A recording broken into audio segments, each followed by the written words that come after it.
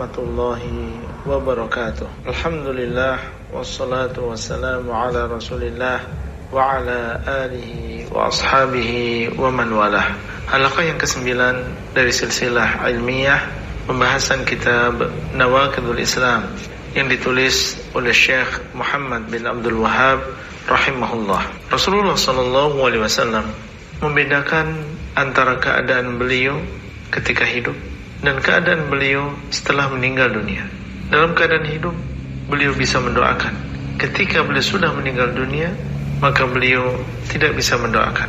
Di dalam sebuah hadis yang diriwayatkan oleh Al-Bukhari di dalam Kitabul Marḍā dari Aisyah radhiyallahu anha, ketika Aisyah sakit kepala dan mengatakan wa ra'sah, aduh sakit kepalaku. Kemudian Rasulullah SAW ketika mendengar ucapan Aisyah, beliau bersabda, "Dzalika law kana wa ana hayyun fa astaghfiru laki wa ad'u laki."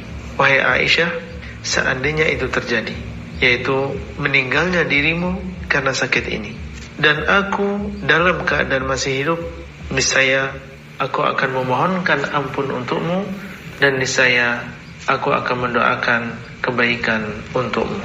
Ucapan beliau dan aku dalam keadaan masih hidup menunjukkan bahwa seandainya beliau masih hidup, niscaya beliau masih bisa mendoakan. Tapi kalau beliau sudah meninggal dunia, maka beliau tidak bisa mendoakan dan tidak bisa memohonkan ampun untuk orang lain. Bahkan untuk istrinya pun beliau tidak bisa. Demikian pula para sahabat radhiyallahu anhum, mereka membedakan antara keadaan Rasulullah SAW ketika masih hidup bersama mereka dan keadaan beliau setelah meninggal dunia. Di zaman Umar bin Khattab radhiyallahu anhu terjadi kemarau panjang yang dahsyat karena lama tidak turun hujan, sehingga banyak tanaman yang rusak dan hewan-hewan yang mati. Bahkan karena sangat parahnya keadaan saat itu, terjadilah banyak pencurian.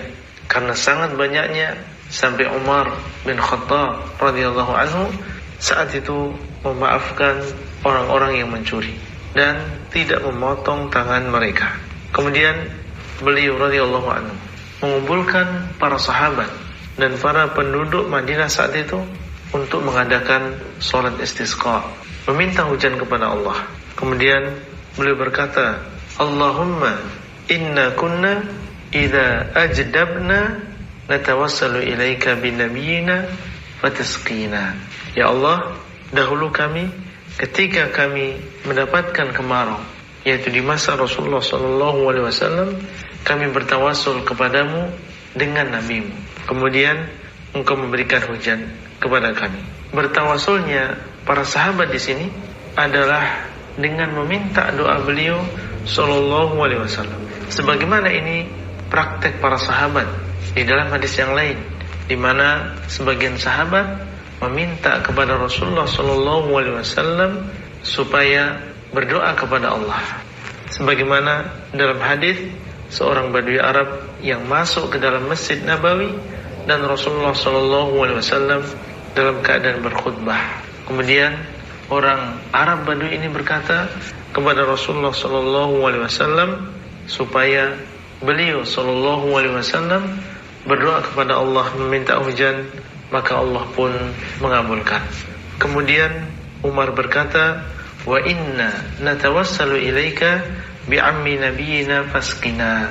Kemudian sekarang ya Allah, kami bertawasul dengan paman nabimu, maka hendaklah engkau memberikan hujan kepada kami. Saat itu Abbas bin Abdul Muttalib, paman Rasulullah SAW, masih hidup dan bertawasul dengan paman Nabi saat itu dengan meminta doa beliau supaya Allah menurunkan hujan.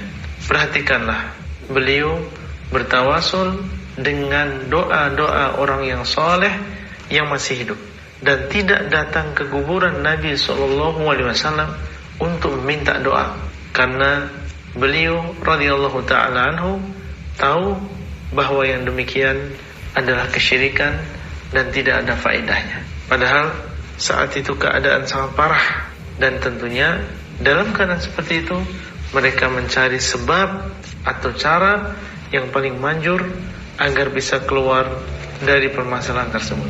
Ternyata Umar radhiyallahu ta'ala anhu meminta doa dari Abbas yang masih hidup saat itu dan tidak meminta doa dari Rasulullah sallallahu alaihi wasallam. Demikianlah Rasulullah sallallahu alaihi wasallam dan para sahabat membedakan antara keadaan hidup dan mati. Jadi alasan bahwasanya orang-orang soleh tersebut hidup di dalam kuburan dan mendengar ucapan mereka sehingga boleh meminta doa darinya, maka ini adalah alasan yang tidak benar. Di antara mereka ada yang meminta doa kepada orang-orang yang soleh yang meninggal dunia dengan alasan bahwa Allah adalah Al-Khaliq, yang Maha Pencipta, dan kita adalah hamba-hambanya. Kita saja di dunia ketika ingin bertemu dengan seorang presiden, kita tidak bisa langsung bertemu dengan presiden tersebut, menyampaikan permintaan kita secara langsung. Akan tetapi di sana ada menteri, ajudan, pembantu-pembantu. Sulit bagi seseorang untuk sampai ke sana kecuali melalui perantara-perantara tersebut. Kemudian orang ini mengatakan, demikian pula kita kepada Allah, kita perlu wasithah atau perantara yang menyampaikan hajat kita kepada Allah. Ini adalah alasan yang sangat lemah, karena Allah tidak bisa disamakan dengan makhluk.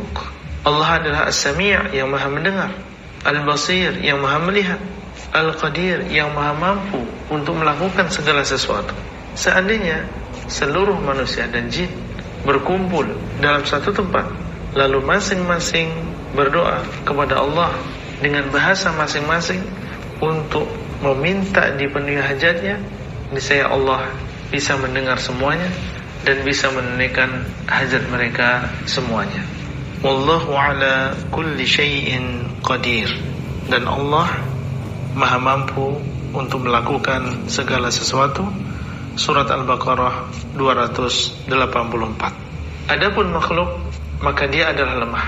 Makhluk tidak bisa mendengar ucapan beberapa orang yang berbicara di depannya dalam satu waktu, apalagi menunaikan hajat mereka dalam satu waktu. Dia memerlukan pembantu, ajudan, menteri, apalagi yang diurusnya adalah jutaan manusia. Itulah yang bisa kita sampaikan pada halaqah kali ini. Semoga bermanfaat dan sampai bertemu kembali pada halaqah selanjutnya. Wassalamualaikum warahmatullahi wabarakatuh. Abdullah Rai di kota Pandeglang.